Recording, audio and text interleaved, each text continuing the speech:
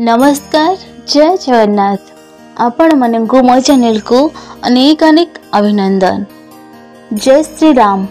नारद भक्तिस्त उत्तरस्मादुत्तरस्मात् पूर्व पूर्वाश्रयाय भवति।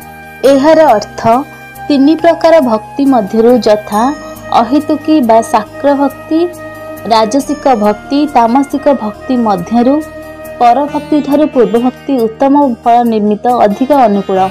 एहार व्याख्या प्रथम प्रकार भक्ति द्वितीय ठारू अधिक उत्तम एवं द्वितीय प्रकार भक्ति तृतीय प्रकार भक्ति ठारू श्रेष्ठ और अधिक फलदायक। प्रथम प्रकार भक्ति द्वितीय प्रकार ठारू उच्चतर आध्यात्मिक लाभर कारण होइथाय तथा द्वितीय प्रकार भक्ति तृतीय भक्ति ठारू अधिक उत्तम होइथाय। क्षमता और संपत्ति लाभ निमित्त राजसिक भक्तिर अभ्यास करा जाए।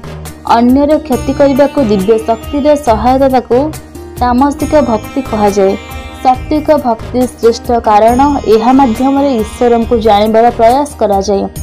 भक्ति हेउची सहंती, शांति और आलोक, आनंद और क्षमता उच्च। राजसिक भक्ति तामस और आलस्य ठारू उत्तम, जहाँकि आध्यात्मिकतार विनाश सह समान। जड़े भक्त निज मन को जत्न सह लक्ष्य करने उचित एवं उपरोक्त जो अवस्था तांका मन रे रहिछि सेथि प्रति ध्यान देबा उचित। से सत्संग, जप, कीर्तन, ध्यान और उपासना माध्यम रे सत्र अभिवृद्धि करबा उचित।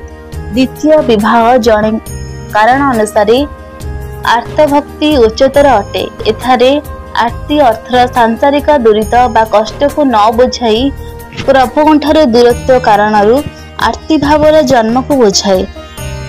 अर्थात ठारू जिज्ञासासुरंकर भक्ति उच्च स्तर अधिक फलदायक। आर्ति भक्त ही केवल निष्ठापर और गभीर आवेदन करती और तत्क्षणात् सहायता लाभ करती। से तत्क्षणात् उपशम चाहती। द्रौपदी और गजेन्द्र ए श्रेणी भक्तंकर दृष्टांत। जड़े केवल भगवान को चाहती, अन्य किछि नहे, कारण अन्य कहीं तांकर दुख लाघव करिपारिबे नाही। जड़े जिज्ञासु भक्त ज्ञानात नाहंती, ईश्वर को नहे, अर्थात ज्ञान मध्य चाहती नाही, से संपत्ति चाहती। तेणु आर्ति जिज्ञासु अर्थार्थी भक्तगण मध्य आर्ता भक्त ही श्रेष्ठ। प्रभु कृष्ण ठारू वियोग फल गोपीगण अत्यंत दुखी थिले। सेमाने आसी आर्ति भक्त थिले। सेमाने प्रार्थना कले और गीत गाइले। तापरे प्रभु सेमानंकु तांकर सानिध्य प्रदान कले। जय श्री कृष्ण।